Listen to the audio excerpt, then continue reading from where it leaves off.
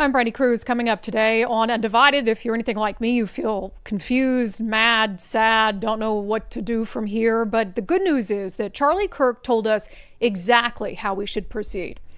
Plus, when it comes to how students are performing, Washington State's public schools chief says you should trust him, not us. Okay.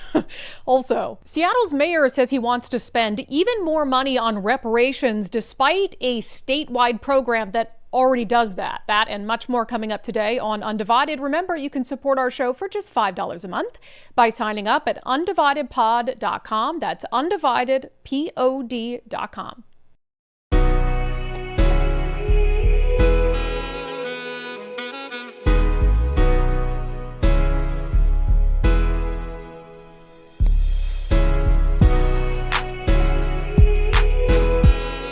Hello and welcome to Undivided. Thank you for being here. Thank you so much for your continued commitment to giving common sense a comeback as bleak as things might seem. Look, I was sad, almost despondent yesterday. I'm pissed off today. I woke up just with a rage in me that always terrifies me. And I thought I'm going to get on the show today and yell at a bunch of people and swear a bunch and all that stuff. And that sounds appealing. I'll be honest. And maybe I'll do a little bit of that today. I don't know that anger is really going to get us anywhere, though. I think it's okay to feel angry. I think it's okay to feel lost and frustrated and, pissed off at some of the reactions to the assassination of Charlie Kirk. I'm not even going to bother on the show today, showing some of the comments, horrendous comments across the country from, executives and teachers and nurses celebrating someone's murder, a father's cold-blooded murder. I'm just not going to do it. I could play some video of the asshats in downtown Seattle last night holding up signs celebrating Charlie Kirk being dead. I'm just not going to do it. I mean, we know people like that exist. They've existed for a long time, and we know that in the bowels of the internet, there are absolutely horrible human beings who will celebrate someone's assassination. So I don't need to show you those things for you to know that those people exist. I think the idea today, certainly for me, and all of us together, is to figure out how do we move forward in a productive and meaningful way that will actually make a difference. And, one of the things that strikes me about this when we talk about Charlie Kirk and everything that he's done with his life and Turning Point USA is I really think in a lot of ways, he set the example for us about how we need to move forward to get out of this situation, but also just to better our country and make it a country that we're all, not only proud of. I think we're proud of our country, but a country that and where we don't wake up on a daily basis with fear and frustration and anger in our hearts. I don't think that's what America was designed to be and what America should be. And one of the things, and it's what he died doing, one of the things that Charlie Kirk did better than anyone else that he never got credit for is he wanted Americans to talk to each other. He wanted Americans who disagreed with one another to have conversations, not in the hope or the belief that they would all of a sudden agree and it would be kumbaya. But as he said a million times, and I have this clip, Nicole, do we have this old Charlie Kirk clip? He said a million times while he's been out doing these events, and he's been asked, why do you do this? Because people, I think, would assume that he was doing it to get a rise out of people and to get clicks on social media and to share these confrontations of him talking about, radical gender ideology with a transgender person. But he would often share the same story over and over about why he felt it was important to go to these college campuses and to have these face-to-face conversations with people he disagreed with.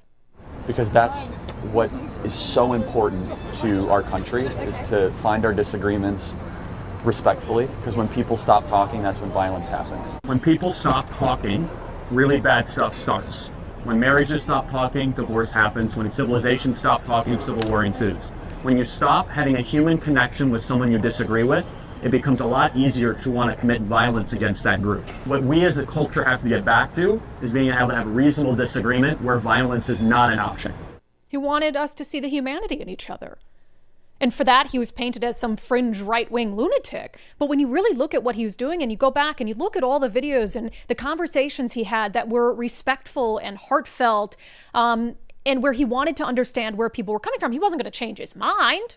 He wasn't going to all of a sudden say, you know what, radical gender ideology is a great thing. He wasn't going to change his mind, but that was never the point of it. And he knew that once we stop being able to do that very simple thing and talk to people who we don't agree with politically in a respectful fashion, we lose humanity. It's easier to see that person as an other, as evil, as someone whose life is disposable. And there's this sad irony of the fact that here he is on this college campus trying to pursue that message and trying to show that we need to see the humanity in other people, when someone who refused to see the humanity in him took his life. And I get asked all the time about this show, about Undivided, and we always have people on the internet who are like, Brandi, why do you call it Undivided? Because you're so divisive, and all these things that you rant and rave against. And I've always said, Undivided is not about believing in this fantasy world that we don't have differences that are very profound and deep. That's not what the show has ever been about. It's not about believing that we're going to all come together, kumbaya, and get along, and life in America is just going to be joyful and peaceful. No, we're always going to have differences on some of these key issues. We always have, we always will. But the idea behind our show is really, talking about these differences of opinion very plainly, and also believing that the vast majority of people, 80 to 90%, I think, agree on most of the big stuff. And we all want the same thing. We want to be happy, healthy. We want our friends to be happy and healthy. We want to live in safe communities. We love our country. We have some disagreements here and there, but it's no big deal. And so Undivided has always been about, let's talk with the people we can talk with. Let's talk with the reasonable people. Let's work with the reasonable people to try to solve some of the crises facing our country. And the other 10 to 20% that don't want to be reasonable, that don't want to have conversations, to hell with them, honestly. And so even at the Charlie Kirk event that he was at when he was assassinated, he was there to have conversations. 90% of the people who were there to have conversations with him. Were there to hear what he had to say. Some of them were going to go up and debate him. And he was going to hear what they had to say. And then there was, 5 to 10% of people who were there shouting at him, booing him. And there was one disturbed individual who took his life and wanted to shut him up for good.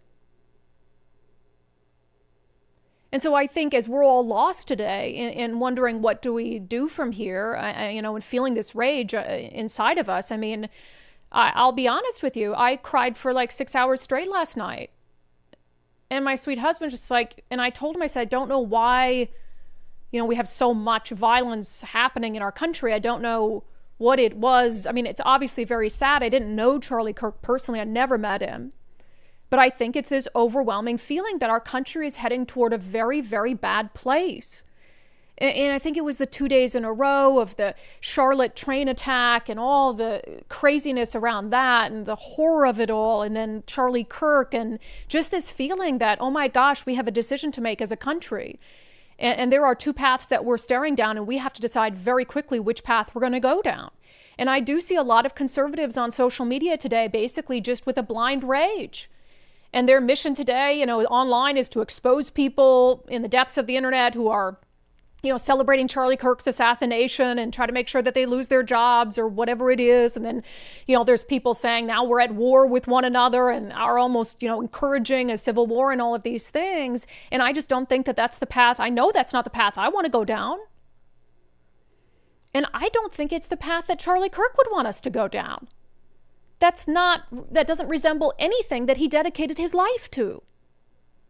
President Donald Trump talked about, he gave an address to the nation, talked about the work of Charlie Kirk and really what he stood for. Charlie was a patriot who devoted his life to the cause of open debate and the country that he loved so much, the United States of America. He fought for liberty, democracy, justice, and the American people. He's a martyr for truth and freedom, and there's never been anyone who was so respected by youth. This is a dark moment for America. Charlie Kirk traveled the nation, joyfully engaging with everyone interested in good faith debate.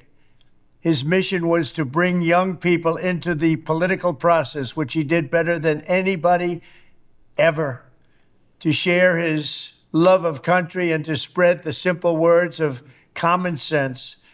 On campuses nationwide, he championed his ideas with courage, logic, humor, and grace. I think it would be a horrible thing not to continue that. I think it would be a horrible thing not to try to continue that. And Charlie Kirk knew, I'm sure, that for a lot of those people who stood in front of him, he was never going to change their mind. He was never going to convince them that his worldview was the better worldview, but he did it anyway because, as he said over and over throughout the years, that when we stop trying to talk to each other, that's when the violence begins. You know, the assassin who killed him didn't want to talk to Charlie Kirk. He wanted to take his life. So I think it would be a mistake to let our anger get the best of us and to continue down this path we're on. Now, that being said, I'm not Pollyannish.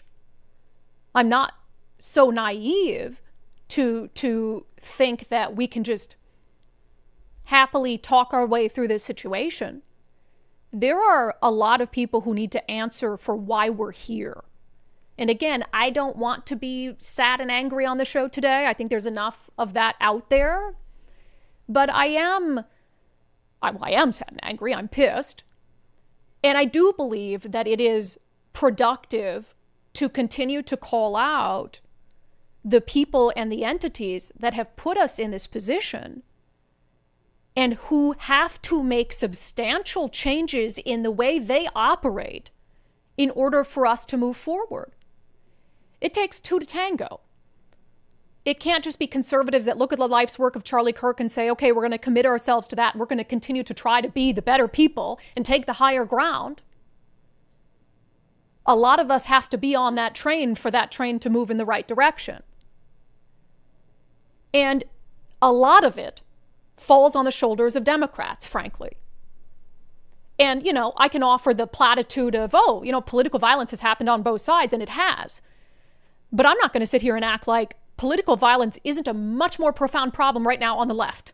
I live in Seattle, where political violence has been a normal part of life for the better part of 15 years. When I was on the news, that's what I did almost every freaking day, is cover some crazy left-wing act of violence where if they couldn't get their way, they would break things, they would burn things, they would hurt people, and they'd make sure you couldn't speak out, that you couldn't say anything. And that's just the way they've operated. And when you look across the country in the last, especially 5 to 10 years, at political violence, it's not even close. It's not even close. The far left controls political violence in this country. And you can sit here and you can go back to January 6th. I will vomit if one more Democratic leader uses January 6th to somehow absolve themselves or make themselves feel better or distract from the political violence we have on the far left in this country. You know, this was Illinois Governor J.B. Pritzker yesterday. He was asked about Charlie Kirk. He was having a press conference on something unrelated, and he offered some, pleasantries to and condolences to Charlie Kirk's family. And then he said this. Political violence, unfortunately, has been ratcheting up in this country. We saw the shootings, the killings in Minnesota. We've seen other political violence occur in other states. And I would just say it's got to stop. And I think there are people who are fomenting it in this country. I think the president's rhetoric often foments it. We've seen the January 6th rioters who clearly, have tripped a new era of political violence. Unreal.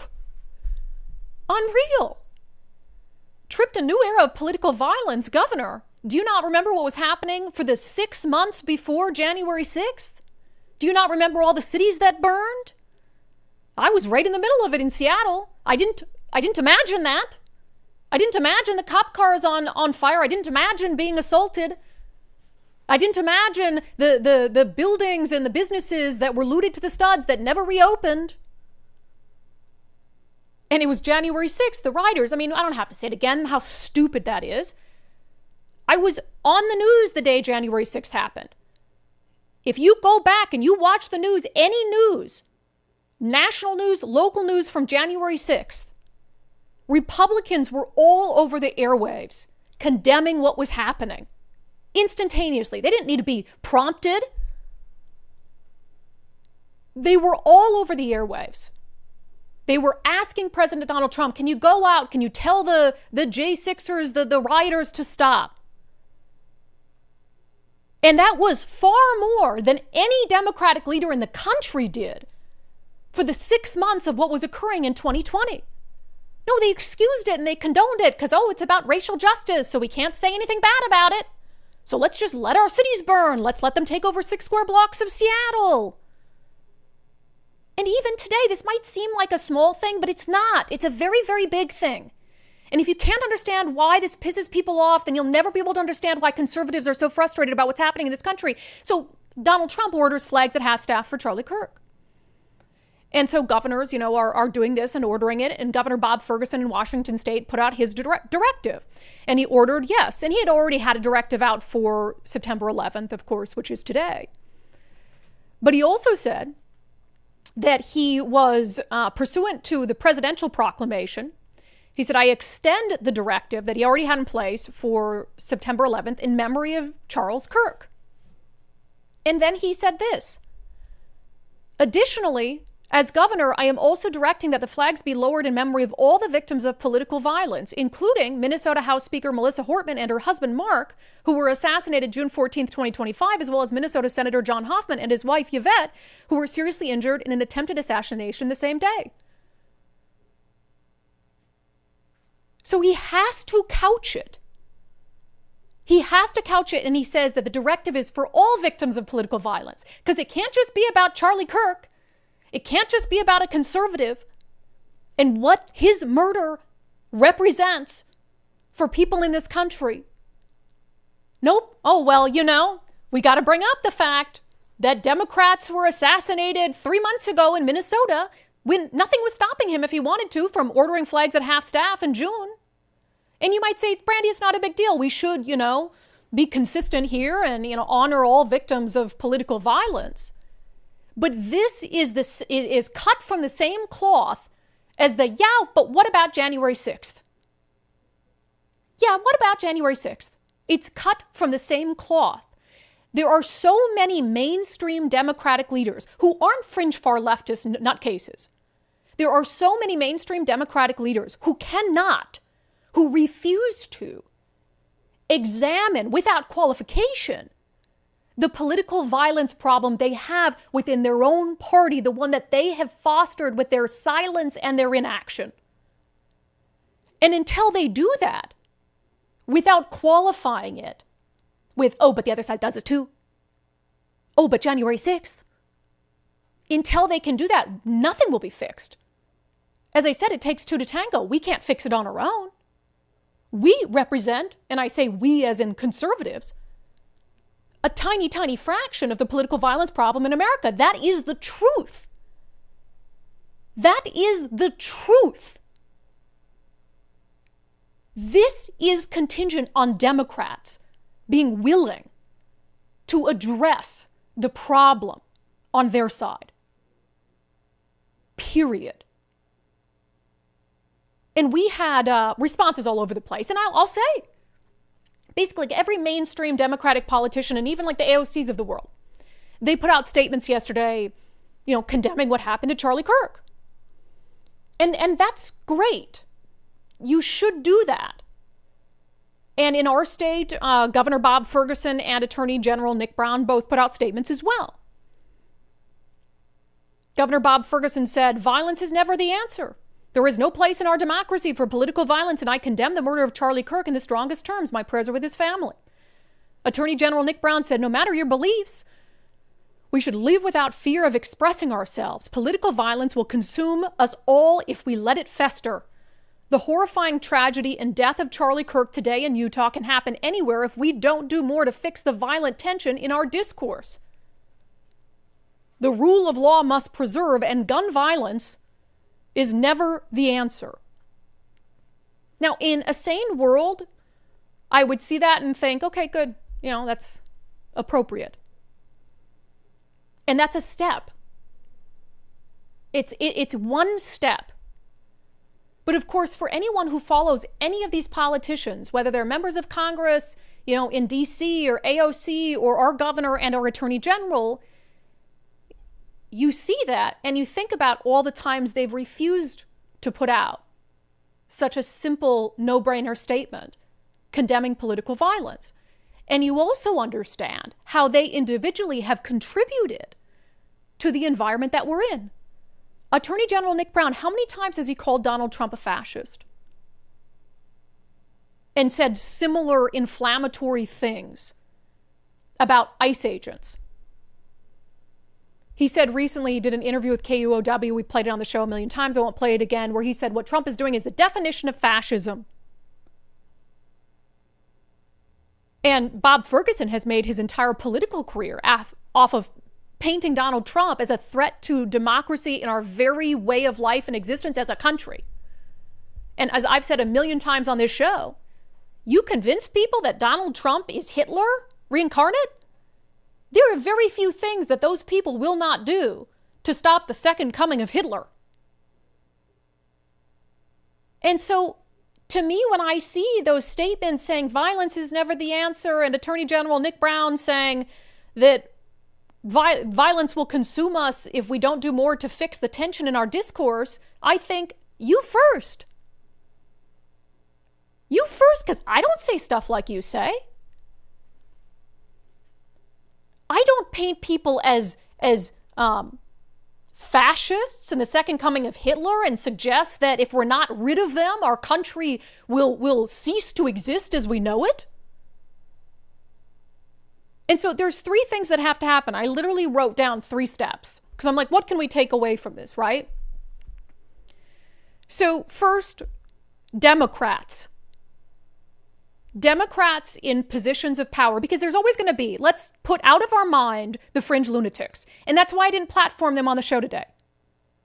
Again, they were crazy. There was a vigil for Charlie Kirk in Westlake Park last night. There were absolute lunatics shouting about how they'd shoot him more times if they could. There's people holding up signs and celebrating Charlie Kirk's demise. And then, of course, in the bowels of the internet, and teachers and nurses and all these wackadoodle people who we know exist. They are such a small fraction. They truly are. They are such a small fraction. And so let's put them out of our minds and render them absolutely insignificant. Let's focus on the people who can, in some small way, be convinced to do better. Because those people cannot. They're just done for. Because if we stop giving them so much political cover, then they are out there on an island all alone. But when they feel as if the governor of the state of Washington, the attorney general of the state of Washington, members of Congress have their back because they're not saying anything, because they're kind of endorsing violence against Republicans by painting them as Hitler and fascists, then that's when those fringe lunatics feel empowered to do more and take those horrible, disgusting thoughts and put them into action. So let's focus on the 80% of people who I think we can reasonably get through to. So any Democrat in any position of influence or authority needs to do 3 things. You have to, yes, as most of them did yesterday, condemn acts of political violence immediately and unequivocally. No saying, oh, but also the other side does it too. No. Focus on the individual act of political violence. Condemn it, make it very clear, whoever you are, a politician, a public figure, a member of the media, that it's completely unacceptable in your eyes. So that's number 1. Number 2, you have to make your future actions match those words in everything you do and say. So Nick Brown cannot come out and say, I condemn political violence and we have to lower the temperature, and then turn around tomorrow and call Donald Trump a fascist, because then it negates this entirely. And then the next time, which will probably be tonight or tomorrow, because it happens almost every freaking day, that Antifa factions wreak chaos and violence on our streets, you have to immediately and unequivocally say something about it. Because you can't just let it go. You can't just do it when it's such a big issue like Charlie Kirk and such a big story. And then when it's happening in your own backyard, in your own community, oh, but that's the left. We can't say anything about it because, we don't want them coming after us. So you have to condemn it unequivocally without blaming the other side or making it both sides of some issue. And then your words have to match your actions from this day forth. And if they don't, we will call you on it every single time. And step 3, and this is the most important one, because if you don't do it, then all of that means nothing. You owe us an apology. And not us, not conservatives. You owe the people who you are supposed to serve an apology for your past failures to condemn political violence and for the rhetoric that you have used in recent years that has contributed to it. If you do not make things right with a sincere acknowledgement of where you have personally fallen short, then nothing else you do from today moving forward matters one bit. Governor Bob Ferguson, I'm talking to you. You were the state's chief law enforcer for 12 years. You were the state's chief law enforcer in 2020 as police officers were being assaulted, as reporters were being assaulted, as the state's largest city was burning, as cop cars were burning, as far-left agitators took over 6 square blocks of a city, rendering a police precinct useless, endangering an entire neighborhood. And during that entire period of time, you, sir, said nothing. You condemned nothing. You know it. I know it. Everyone knows it. You have to apologize for it. You have to acknowledge that silence and inaction from you as the Attorney General was in essence an endorsement of what was being done. Because when you're out there and you're rioting in the streets and you're assaulting police officers and you're ruining a city, and everyone in a position of power stays silent about it, you're going to take that as permission to keep doing it. And Bob Ferguson is far from the only one who owes an apology and who has to be introspective publicly about his own conduct. Because if he doesn't do it, he can't take on the next steps. I'm willing to let anyone change their ways. And I'll say for myself, if there's one thing I've been consistent on, it is political violence.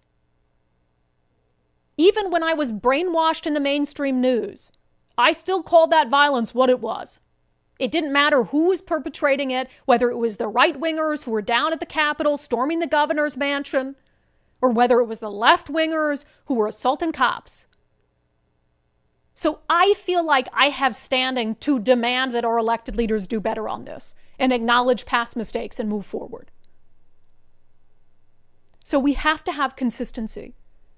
And I'll give anyone, as I was saying, an opportunity to do better and to maybe shed this long-standing criticism that I've had of you. It's going to take a while, but I'll tell you what, even Bob Ferguson, I'll continue to talk to you. I've probably been your harshest critic.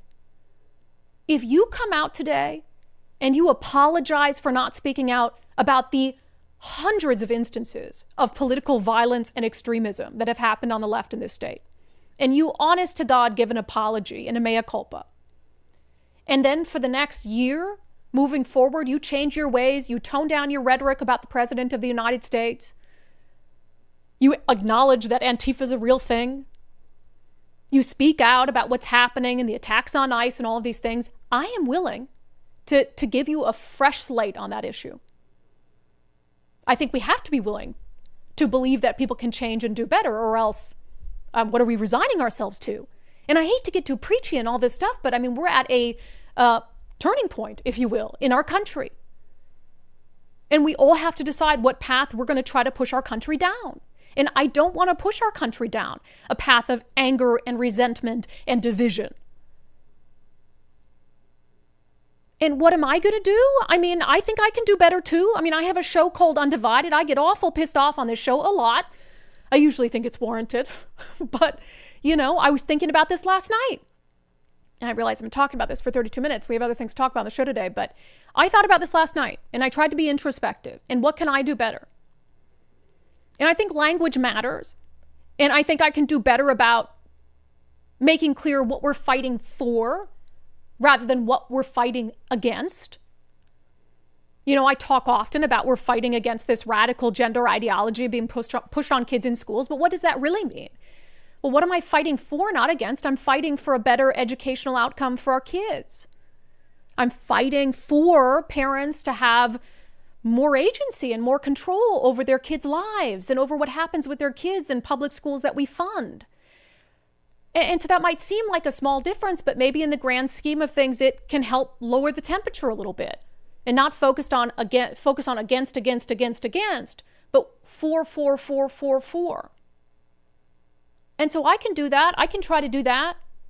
But when it comes to political violence, I can't condemn it any more than I already do. So those are the 3 steps. Condemn political violence when it happens unequivocally without making it of both sides as an issue. Make your actions and words match moving forward.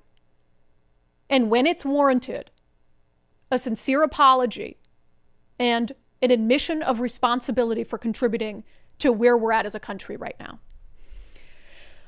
One thing I want to do before we move on from Charlie Kirk, although we're ending the show with something I think you guys will just maybe make you cry. I don't want to make you cry, but our friend Dori Monson, the late Dori Monson, he actually watched Charlie Kirk speak in 2021, and our friend Matt Gilbert, who's an undivided viewer, dug up the old audio of Dori talking about Charlie Kirk, and it's so relevant to everything we're dealing with right now. We just have to end the show with it, so I hope you stick with us long enough to hear that.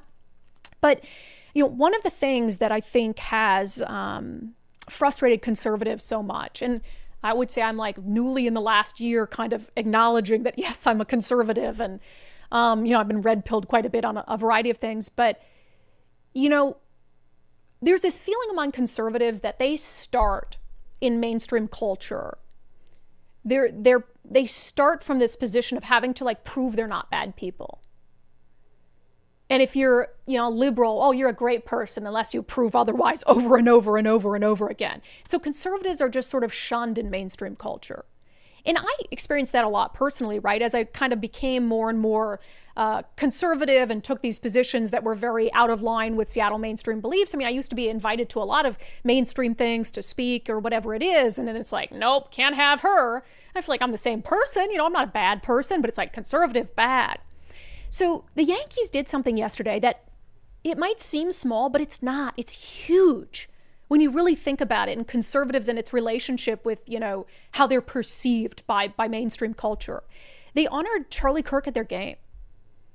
And they didn't give any sort of qualification about it. They had his picture up, remembering Charlie Kirk. And they had a short, nice, moment of silence for him, and it was nothing else. And it was this moment about it sucked all the politics out of it. And it was just this moment of humanity, and I don't know that I've ever seen it at a baseball game in America, where it's like, you know what? Yes, conservatives are people too. And conservatives deserve, to have their lives honored when they do something important for our country. And I know that sounds silly, but I saw that and I was just like, I think the Yankees in that moment with that gesture almost did more to help heal our country than anything else that happened yesterday. And I'm sure there were people in the crowd who were angry about it, but remember, we don't care about them. We can't fix them. We can't fix the 10 to maybe, I hope not, but maybe 20% of people who cannot be reasoned with. And the Yankees did it knowing that they exist, knowing they'd be in the crowd, and they just did not care. And so that to me is one simple thing that can just humanize people. And just say, you know what? No, conservatives don't deserve to be treated as second-class citizens who aren't deserving of love and sympathy and respect. All right, enough of my holy shit 40-minute preaching, but I just have so much to say about this. I mean, so much of my career has been dedicated to this issue of political violence. And I know Nicole, I mean, and yeah, we're ending the show with Dori, and I think it's both emotional for us because Nicole was sort of talking before the show. Maybe we can talk about it at the end about like, you lose these people, and whether you knew them or not, the absence of them is so profound. And I, to this day, hear from people about Dori and him not being in their lives anymore, even though they never met him. And the absence of him and his intellect and his insight from this world is so profound, it's impossible to put into words. And the same is true with Charlie Kirk. The absence of him and what he was doing in this country and what he believed in and what he stood for is going to be so profound. I think it's why so many of us feel like it can't be real. So anyway, I'll move on to some other things and we'll circle back at the end of the show with more on that. Shake it off. All right. Opportunity to see you guys in person October 22nd and 23rd at the Meydenbauer Center in Bellevue. I'm going to be hosting a panel on housing policy in the state of Washington with my friend Jonathan Cho and some others. Still time to sign up for the Engage conference at the Meydenbauer Center. It's being hosted by our friends at the Rental Housing Association of Washington. If you are a landlord in the state of Washington, you need to join RHA today. Go to rhawa.org. rhawa.org. Sign up to be a member. It's like $260 a year. They can help you navigate all this nonsense around housing policy, like rent control, and I mean, you name it. There's a long list of things that they have thrust upon landlords in recent years. So rhawa.org, rhawa.org. All right, as you guys know, and as we talk about quite a bit, this just cracks me up. This really just tickles me. Education in Washington state is not doing well. And that's just a fact. It's just a fact. I mean, when Mississippi is outperforming you, you know, you really have to sit there and be like, are we really the world-class state that we pretend to be? And there's a lot of reasons for this, but, you know, you see it in the figures that math, reading, science, kids aren't performing well. The attendance is going down. The enrollment is going down. And I tie it to the focus on radical gender ideology. Now, I have no way to quantify that and say, here's the proof that when we started, you know, pushing radical gender ideology on kids instead of focusing on academics, that's when like test scores went down. I think keeping kids out of school for as long as our state did really had a profound impact on educational outcomes.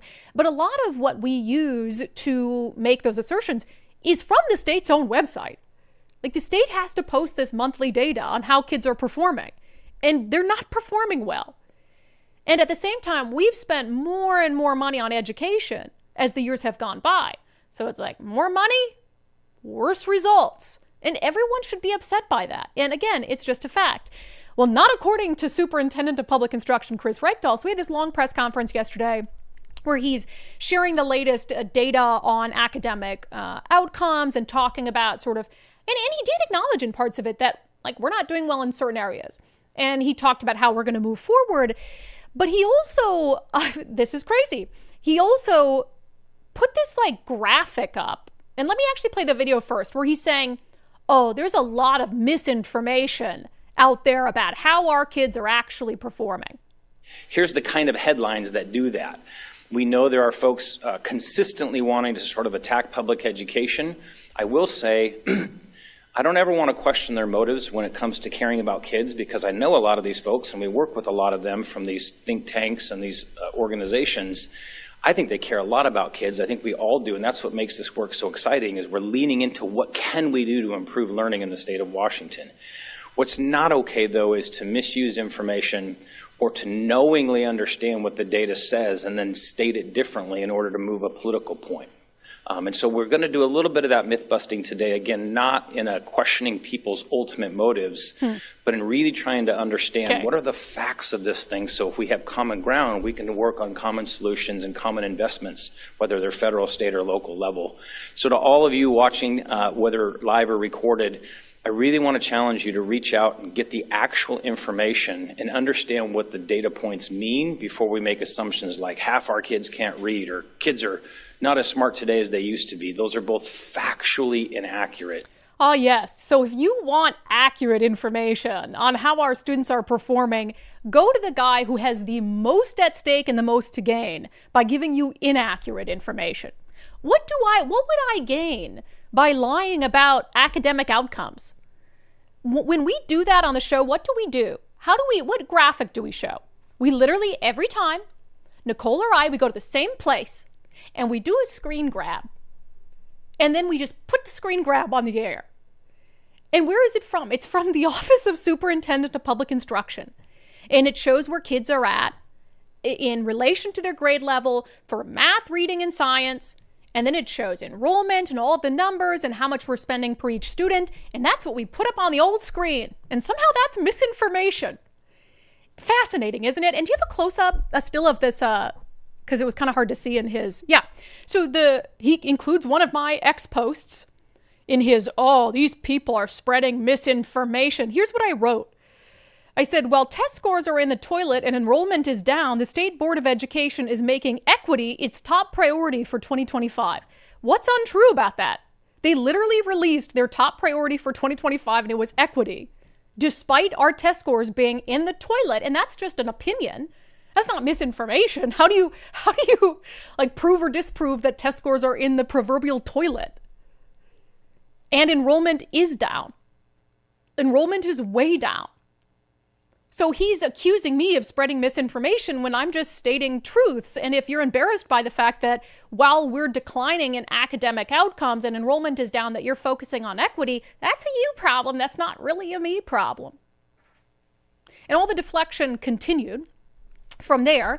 So one of the areas where he would acknowledge like we're in a bad place is math. You know, kids can't do math very good, it turns out. And we know that because, again, we keep sharing the test scores and the data and the information. But of course, he has to couch that somehow. Gosh, I can't fudge the numbers. So how do I couch that so it doesn't seem like such a big deal?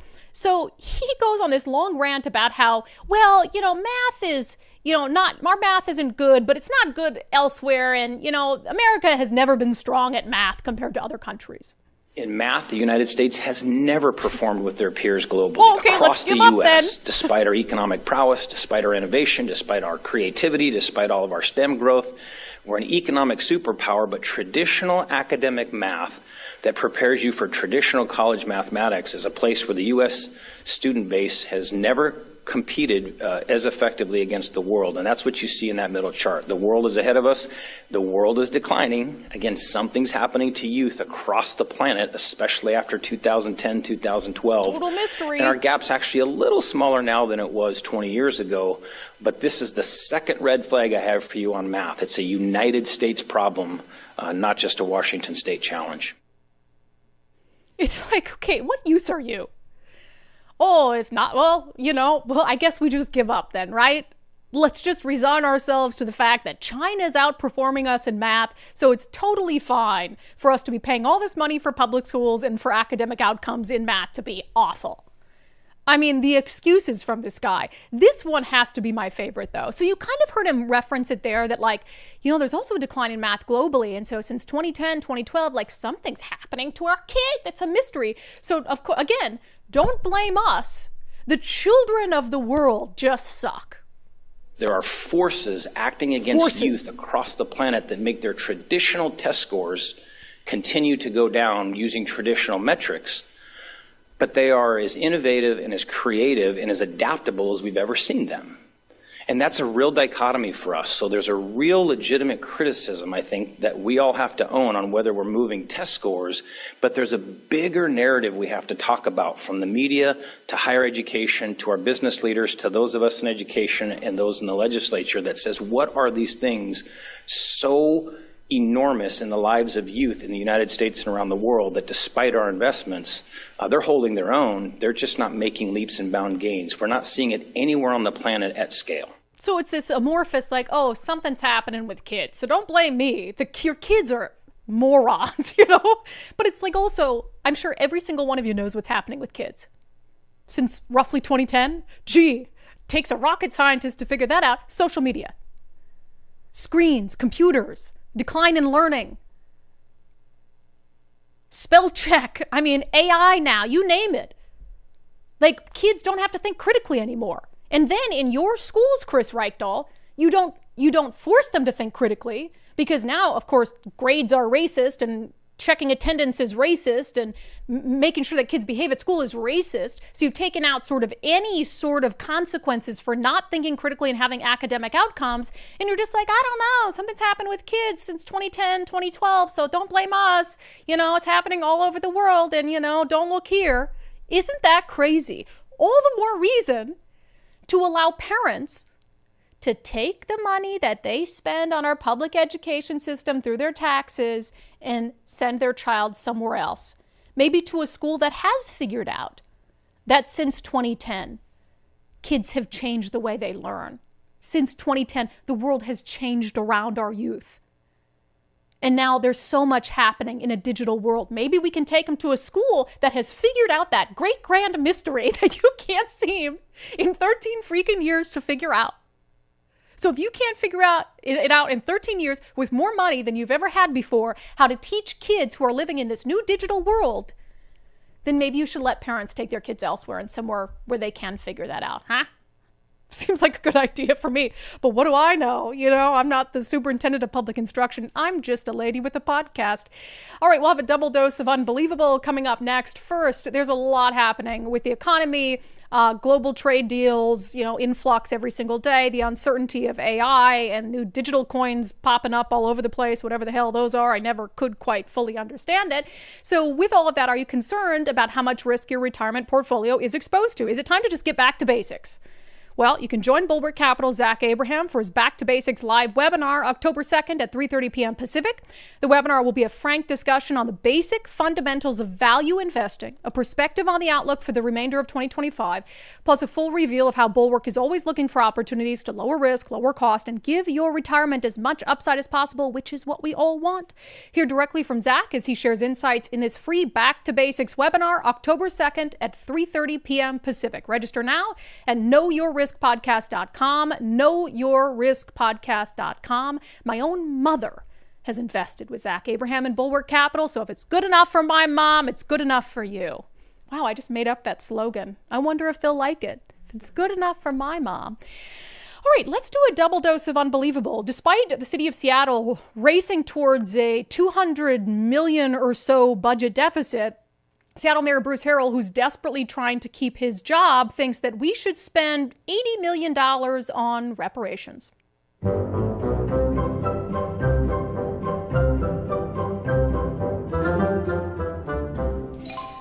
But now I think part of this is the fact that Bruce Harrell is trying to keep his job, right? And he's got this very, very progressive challenger, Katie Wilson, who is doing pretty well. And all signs are that if something doesn't shift dramatically, that he will lose in November and he won't be the mayor anymore. And so I think he's trying to just throw out stuff and see what sticks. And reparations, you know, for the Seattle leftists always sounds like a good thing. From the Seattle Times, Mayor Bruce Harrell wants reparations fund to help people buy houses. It says Seattle Mayor Bruce Harrell wants to spend $80 million over the next 4 years on an anti-gentrification and reparations fund aimed at countering some of the racist covenants and historical redlining that limited housing opportunities for the city's Black residents. The proposal lacked specifics and would require approval from the Seattle City Council, but Harrell said it would go toward helping families with down payments and general housing costs. He said, we have to recognize some realities about this city. We have to acknowledge how unaffordable Seattle has become. So what stands out to you with all that, besides the fact it's a stupid idea? We already have a program exactly like that in the state of Washington. A first of its kind in the nation reparations program that does what? Gives Black first-time homebuyers free, with our money, down payments. We already have it. They're spending tens of millions of dollars on it. And in fact, they just enhanced it this year so that when they give these Black first-time homebuyers, who don't have to prove, by the way, that they were directly impacted by redlining, when they give them a down payment, it used to be a loan. Hey, in 5 years' time or whenever you go to sell the house, you have to pay that back, and then we can use that money to help other people. It was a zero-interest loan. And what do they do to that program this year? Well, they said it's not a loan, it's a gift. If you live in that house for 5 years, it's a gift. So now, on average, they are gifting first-time black home buyers $120,000, just like that. All the money you had to save for your first down payment. Gosh, you got unlucky if you were a whitey in the city of Seattle. Talk about race relations. You had to work 2 jobs to save because you had no generational wealth to buy your first home. Well, you should have been born black, because even if people here living in Seattle have no direct proof that they were descended from or had individuals who lived here who were discriminated against in housing because of the pigmentation of their skin, they get $20,000 on average for free. So we already have that program at the state level, which is, it's being sued. People are suing over it right now because it's clearly racist and it's unconstitutional. And I don't know how it will stand up in a court of law. In a Washington state court, yes, but if and when the Supreme Court takes it up. So does Mayor Bruce Harrell really plan to do this? Is it just something that he's saying until November to try to win over a progressive base? But either way, we already have this program in the state, despite the fact that the state is in a budget deficit and shouldn't be spending money on nonsense like that anyway. And Seattle has a $200 million budget deficit. And you want to spend $80 million over 4 years on a racist policy to help people buy a house based on skin pigmentation. Man, Bruce Harrell really is as bad as I thought he was. And I gotta say, as the days go by, I kind of don't care if he loses. It's going to be bad for the city of Seattle, but this guy doesn't know who he is. We don't know who he is. One day he's a moderate, the next day he's proposing reparations. All right, let's get to a double dose of unbelievable. Dun, dun, dun, dun, dun, dun, dun, dun. Okay, so talking about your money being wasted on dumb stuff, you remember, of course, the fall of Roe v. Wade and just the panic that it induced in blue states. And at the time, Governor Jay Inslee was our governor in Washington state, and he made this big deal about how we're going to be a bastion for people who want to come here and kill their unborn babies. And I say that as someone who is pro-choice. So one of the things that they did is they bought this big stockpile of the abortion pill. The, what is the name of it? Mifepristone. So they came out, I remember his press conference very well, this big press conference. We're going to spend millions of dollars. We're going to stockpile this drug in case the Trump administration decides that it's going to ban it or there's going to be something crazy that happens where it's unavailable. So we'll have a stockpile of it and we're going to protect women's reproductive rights. Well, that giant stockpile is about to expire and the pills are not going to be good. And so we wasted millions of dollars so Governor Jay Inslee could grandstand. And I freaking knew this was going to happen. So 30,000 of these abortion pills paid for with your money. They were bought in 2023.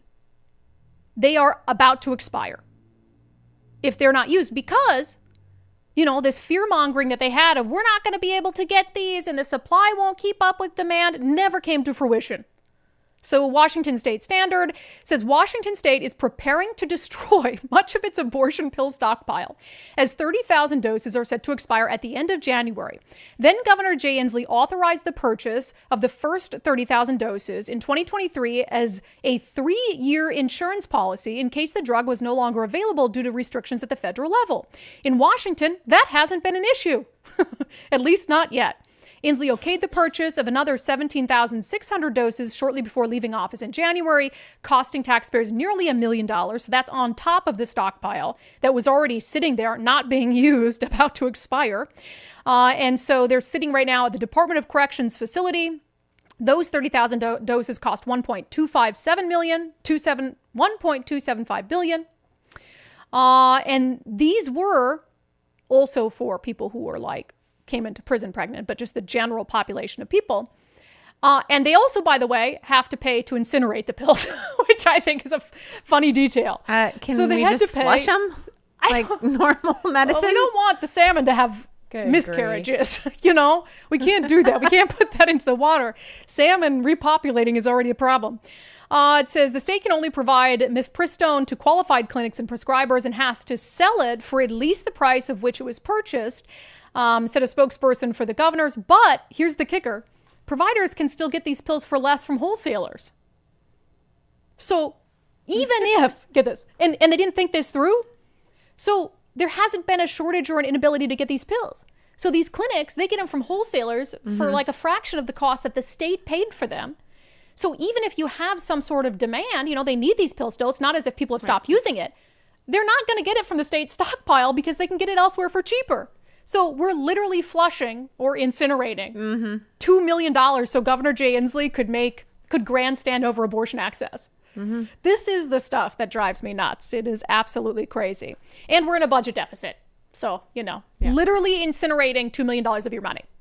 Literally incinerating it at the end of January. Just want you to know. And he grabs and he threw some more money at it just as he was leaving. That was in addition to the first. Crazy people, crazy. Moron. All right, coming up next, we'll have our weekly edition of Florida Report. Governor Ron DeSantis reacting to, of course, the assassination of Charlie Kirk and doing away with all vaccine mandates in the state. We'll talk about it with my sister Miranda. First, if you are thinking about selling your home, maybe like many people, you've had enough and you're moving out of Washington state, I hope that's not the case. We need you here.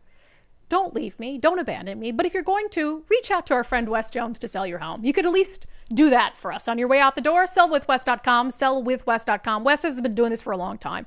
And there's a reason for that. He's very good at it. He's been through all the market ups and downs. He knows the markets in your neighborhoods like the back of his hand. And he is so good. I mean, one of the a piece of feedback I always get from our viewers who use Wes to sell their home is the communication.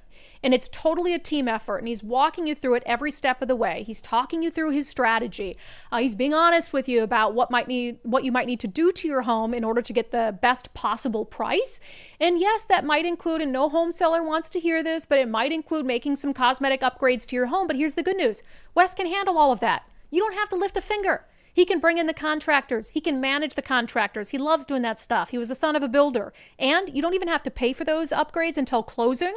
So you don't have to worry about writing some big fat check, which nobody wants to do when you're selling your home. So go to sellwithwes.com, sellwithwes.com. Start by using their free home value calculator to see how much your home is worth. It might be worth more than you think. Sellwithwes.com, a better way to sell your home. All right, one of the many, many prominent conservatives who is really in a state of shock over the assassination of Charlie Kirk is Florida Governor Ron DeSantis.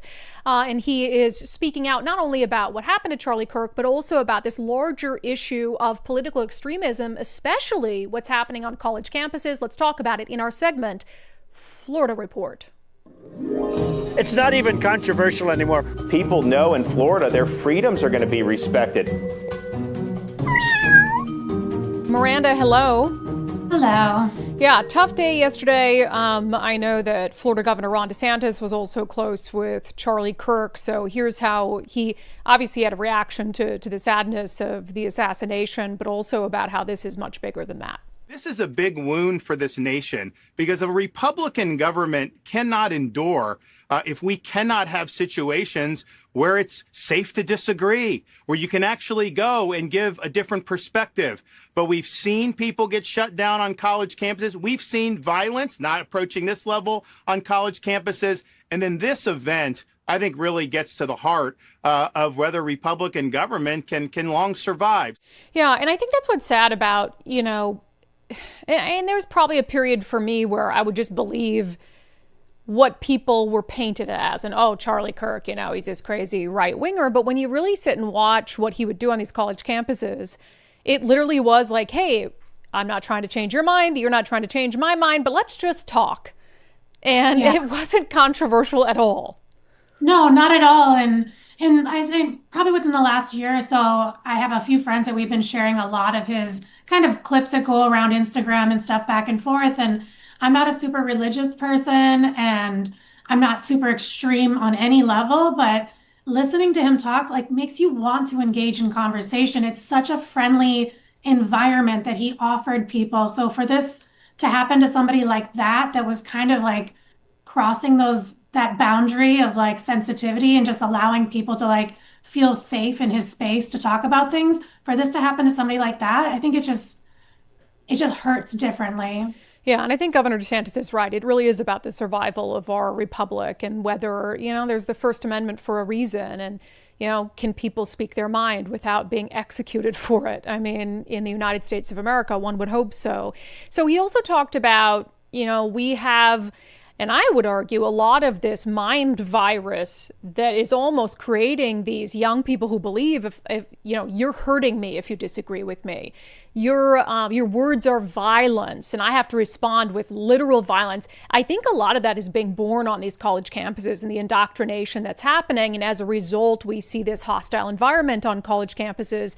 And Governor DeSantis talked about the steps that they've taken to try to prevent that in Florida. I think it flows from this intolerance to opposing ideas. One of the things we've done in Florida is say students are going to be held accountable if they are interfering in a graduation ceremony or shouting down a speaker, because that's not behavior that's conducive to a free exchange of ideas. And so I think that's very important. Now, this is obviously a premeditated assassination to try to snuff out an opposing viewpoint. So, yeah, this is the most extreme example we've ever seen. But the intolerance has been very real for a long time. And, you know, that's part of the reason I think why so many people respected Charlie, because he knew he was going into the lion's den when he's going on the campuses of these universities. He knew what he was in for. And yes, there are threats. He probably got threats almost every time he went. Yeah, and college campuses have always been a place where students, dissent, and going back decades and decades and decades, and they'd have protests, and but that's the difference. And Ron DeSantis sort of points it out there is it's one thing to protest and to want to dissent from whatever it is. It's another thing to interrupt people, to shut people down, to scream at people, to ruin their college experience. And he says, we're just not allowing that in Florida. You can protest. You can have a problem with things. You can express that opinion on college campuses. That's part of the beauty of America. But you can't take it to a level, certainly not obviously what happened, in Utah, but you can't take it to a level where you're ruining other people's ability to do the same. Yeah, and it makes me feel like, there's always that extracurricular option in high school to take debate, like to be a part of the debate team. I kind of feel like debate should just be part of like being in school, like learning how to have civil discourse and conversation that's respectful, even when you disagree. It should be taught as like a life skill. Yeah, 100%.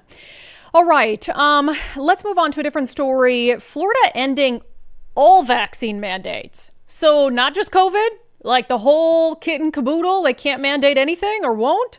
Yeah, they are taking steps to eliminate all mandates, specifically in public schools and also in like government jobs and offices for all vaccines. They basically are saying, who am I to tell you what to put in your body? Make informed decisions, and that's it. And I honestly fully agree with this. So the plan will start.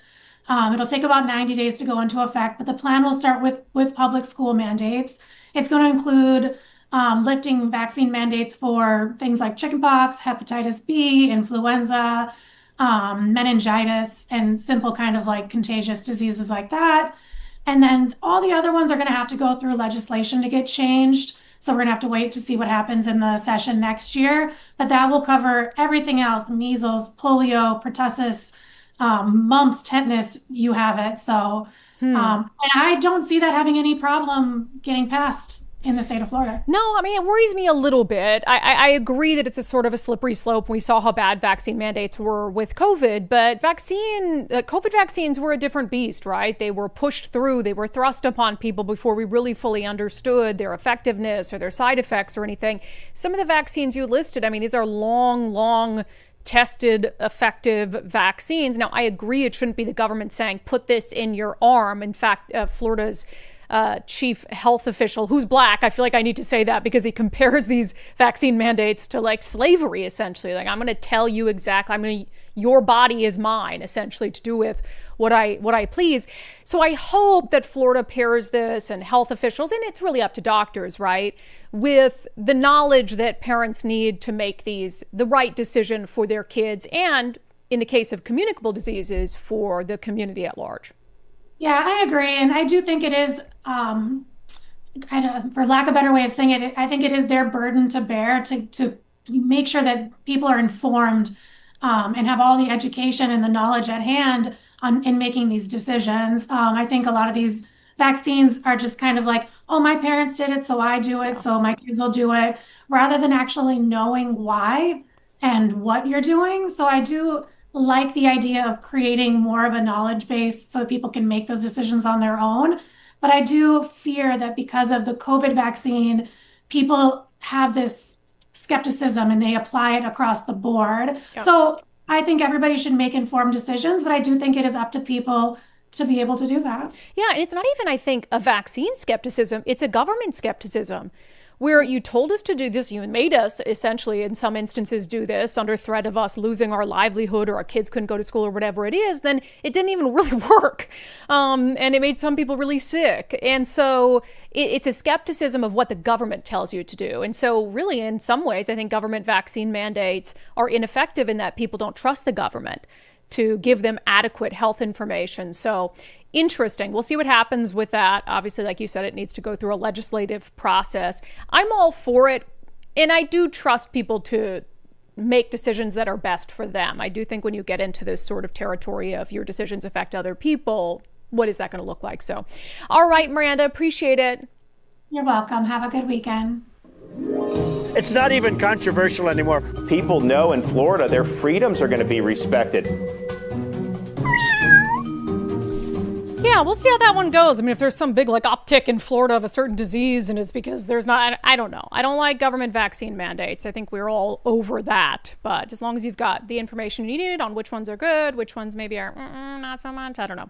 Curious what you guys think. Speaking of what you think, let's get to our daily subscriber show poll for our paid subscribers on Patreon, Locals, and X, which, by the way, for people who are subscribers on X, I don't know what's going on with the poll feature on X. It's not working properly, and I've inquired about it. So I'm working on it, but I don't know what's going on with it. The question I asked, who do you most blame for the political temperature in our country? Democrats, Republicans, the news media, or social media? Nicole? Oh, I'd say social media, because I think the other three utilize social media. It amplifies. Yep. And it is to blame, which, I think it's good and bad. So it is obviously the reason we can do what we do, but it's good and bad, and it's used for evil. This is one of those rare instances where we agree. Yeah. Social media, because I think that these sorts of divisions have always existed. Yep. But now they're just so readily available, and we can respond to people in an instant, and we can be angry or whatever it is. Amplify. And everything travels a million miles an hour. And I mean, even the desensitization, like the horrific video of Charlie Kirk being all over the place. Right. And it's like, we never used to see things like that. We'd hear about it. And, sometimes I think there's something to being confronted with the reality of how gruesome something was. But when it's happening so often, like just this week, we had the Charlotte train attack. You see this young woman and what happens to her, and then Charlie Kirk, and it's like, oh my gosh, it's desensitizing us. Well, it's just like we saw that video before the announcement was made that he had died. And, that used to be a big thing where, when JFK or when Martin Luther King died, that was a big announcement, and it was one, somebody had that responsibility to tell the nation, and you gave that announcement, and you prepared the nation, and you gave it with this, what Trump eventually did, but it was with this assurance that we're going to get through this and whatever. But we all saw that video and we knew, and we had to kind of, put on this we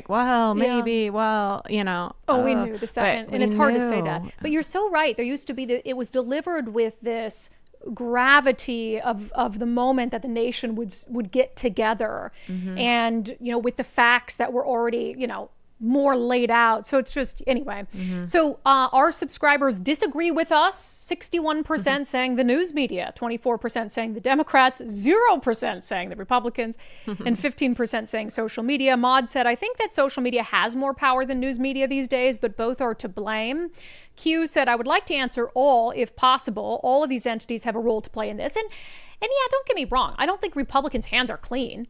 Not in the slightest. But there was some dispute over, did you mean Republicans and Democrats in general as a whole, or did you mean politicians of those sides? No, as a whole. So, okay. Yes. There was people saying, I don't know, or trying to decide how you were interpreting that. Yeah. But yeah, Republicans their hands aren't clean in that, but it's so lopsided. Right. And anyone who denies that is just not living in reality. Let's see. Vivian says news media and social media. David says, I blame the fire, not the wind that spread the fire, for burning down the forest. So basically suggesting that, at the end of the day, social media might spread these things further, but it's just reflecting what we're saying, right? It manipulates sometimes, though. You can manipulate things. I think that not a lot of people actually have cable anymore. So the news media, I don't know anybody I really don't know anybody that watches the news as the news. They watch it on social media. Yeah. They watch clips. I know some people who watch the news as the news, and those are the most misinformed, brainwashed some people Fox I know. News, some CNN, things like that. But I mean, the local King, Como. Yeah. I don't know a lot of people that actually still have cable. Yeah. Oh, I agree. Over on X, Beth Dutton says 100% the news media. Double Tap says the same thing on locals. Spark of Pierre says, at least since George Floyd, Democrats poison waters, blame someone else, and then legacy left-leaning social media distributes the toxic brew. Corrupt hand in toady glove.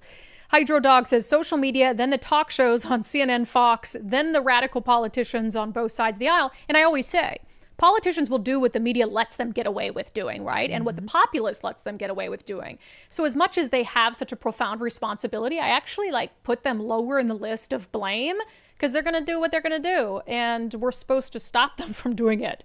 Let's see. Matthew Cook, Dems, and it's not even close. It's Dem politicians and Dem media that label conservatives the worst things that one can be called. Nazis, fascists, racists, bigots, transphobes, and on and on and on. These are the people that celebrate the murder of a healthcare CEO. Yeah, I do agree with you there. All right, we'll get to, should we do viewer comments? Let's just roll right into that. We've got a great closing sanity check, a very profound one for you today. Speaking of Matthew Cook, he dropped us a super chat. Quote, pick the target, freeze it, personalize it, and polarize it. Saul Alinsky, Rules for Radicals. This is the leftist playbook. Label those they don't agree with, the most evil labels, to justify silencing them by any means. Right. Like Charlie Kirk said, it's about stripping people of their humanity. And if you don't see them as human, you see them as disposable. Right.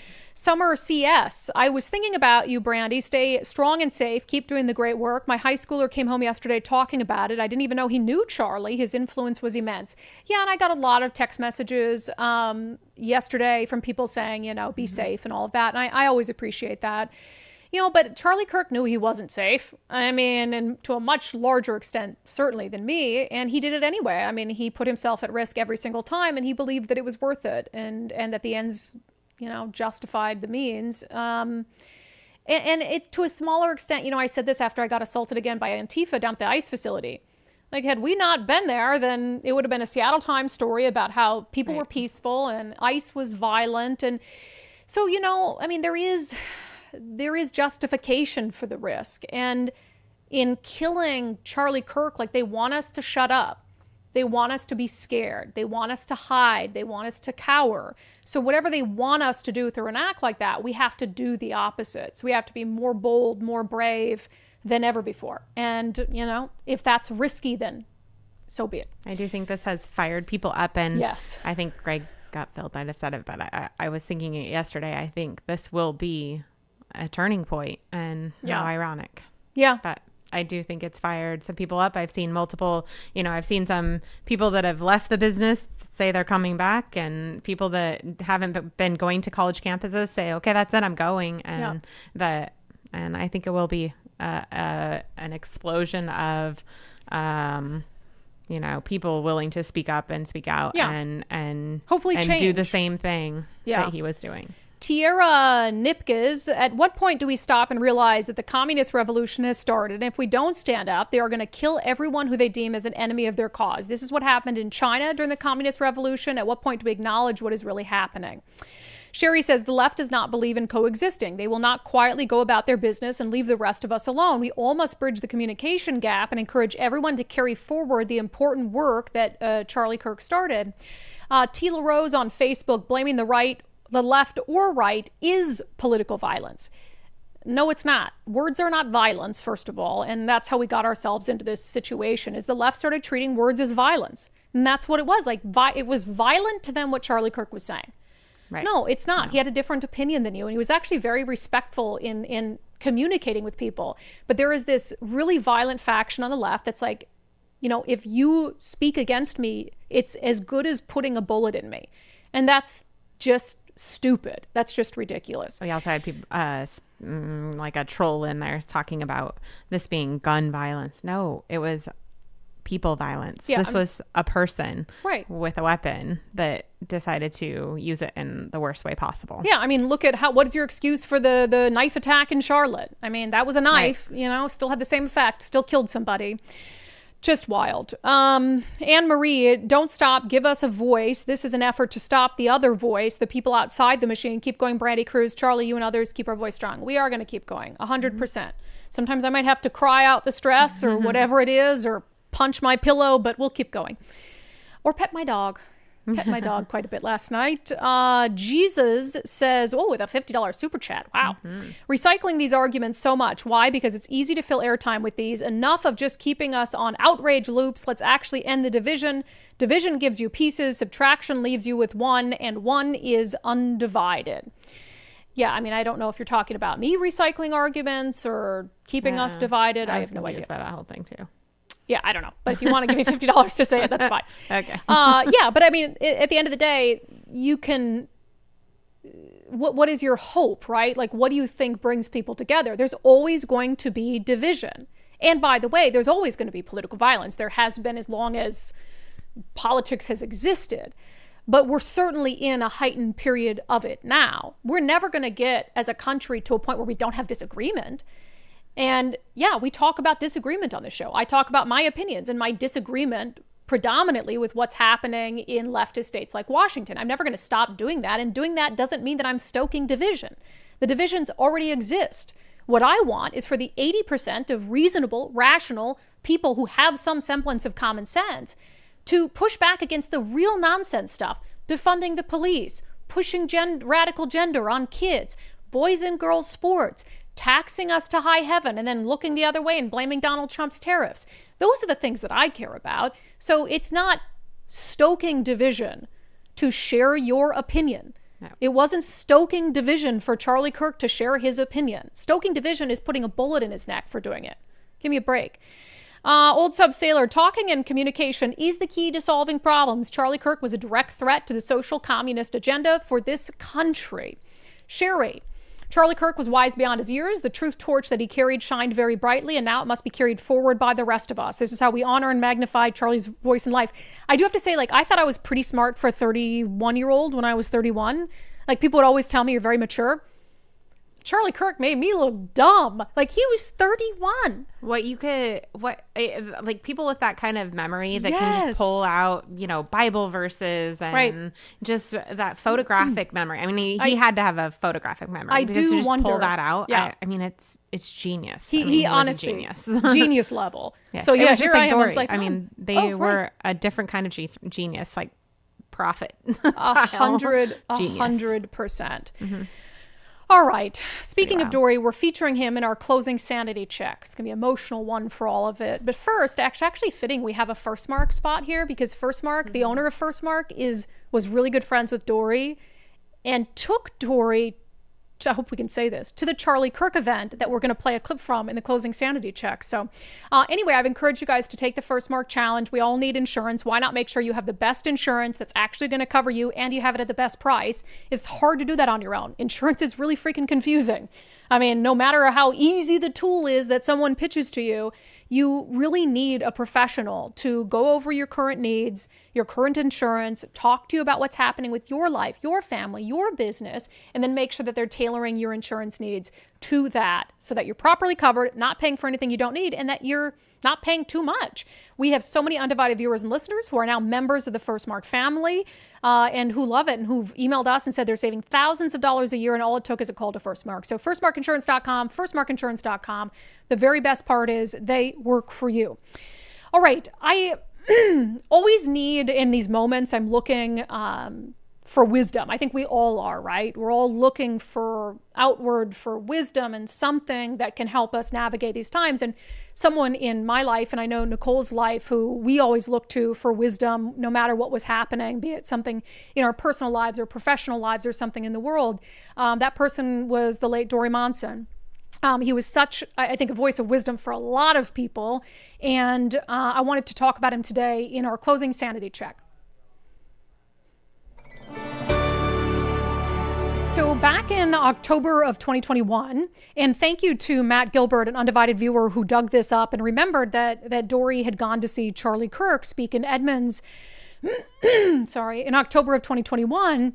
And Dori did a segment about what a profound experience this was for him. And he played on his show a segment of what Charlie Kirk had said that really stuck with him. And so it's a little long, it's 5 minutes, but you've made it this far in the show, and I figured we'd play it for you today. It was wonderful because, and this is very relevant, I think, to you and to me. Certainly there are a lot of people listening right now who disagree with me on my worldview and social issues and all of that. And just as certainly, there are a lot of people who agree with me on a lot of these issues, that we're going in the wrong direction and that we are doing horrible things to our children with the critical race theory in the schools and masking them during track meets. I mean, it's just craziness. The isolation, the suicides. And so a lot of us yearn for bedrock foundational values. And I know that I do. My foundation's my faith, it's my family, it's the values that I want to live for my kids and for my wife and all of that. And so that was one of the subjects last night, but it can seem hopeless at times when we see that this radical Marxist ideology has taken control of our city council and our schools and our corporations.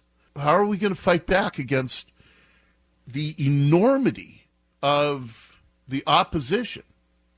How do you keep hope in a world where everything seems to be stacked against traditional values? And this is what Charlie Kirk told the live audience last night in Edmonds at the Westgate Chapel. The greatest man of the 20th century was a complicated man. He wrote 50 books. He was the Prime Minister of England when he was needed, and he was kicked out when he wasn't. It was Winston Churchill. Misunderstood, kicked out of history, didn't do everything perfect, but he explained his mistakes better than any other leader. Warned about communism, and he was really, really right about the National Socialist Workers' Party. So on December 6, 1941, our country was under attack. 5,000 people died in Hawaii at Pearl Harbor. An unspeakable preemptive strike against a nation, us, that said we don't want to get involved in another war. We lost enough in World War I. We're going to do isolation, non-engagement, go kill yourselves, Europe and Asia. That was our position. And FDR was a little bit on the edge of where he wanted to get involved or not. We did an oil embargo against Japan, and Imperial Japan thought that they could get us into the battle, which would then smoke us out, and eventually we'd never get involved in Asia again. And they were, honestly, their pride was their downfall. They preemptively striked Pearl Harbor, day that will live in infamy. People cried in the streets of America, and people all of a sudden got into that active posture. But there was only one person that is documented to be smiling on the morning of Pearl Harbor. Only one person that had a smile a mile wide, and that was the greatest man in the 20th century, Winston Churchill. So he went into his war cabinet with his famous cigar, probably on 2 hours of sleep after a half glass of whiskey, a kind of very complicated man. And he smiles to his war cabinet, and he says, "We've won the war." And his war cabinet says, "What are you talking about? Have you lost your mind? They just bombed the hospital last night in London. We don't have a navy. We just evacuated from Dunkirk a couple 100,000 troops that were basically for slaughter, and they don't want to redeploy. We're losing 300 Royal Air Force members a day because of the German Luftwaffe. They are bombing us shock and awe, and the people of London want us to sue for peace. What do you mean we've won the war, Winston Churchill?" And he smiles and takes a puff out of his cigar. He says, "No. The Americans have woken up. We have won the war." Yeah. And I tell you here today that no matter what we're up against, that was only 80 years ago. And those are the stories that we should tell our children. What he was really saying is that people that were on the sidelines, that got in the arena, that were pushing back against what was wrong, when that happens, it's over. Yeah. That all of a sudden when people that were spectators, that are participants, it's over. And Winston Churchill, being a student of history, writing 50 books before, he knew that when people that otherwise were just doing their thing got out of the seats and into what matters, it's over. And so my call to action tonight is that if you get out of your seats and get into what matters, all of a sudden, we are going to win. And that's why I have hope. Yeah. Some very wise words there from Charlie Kirk, who was just 27 years old.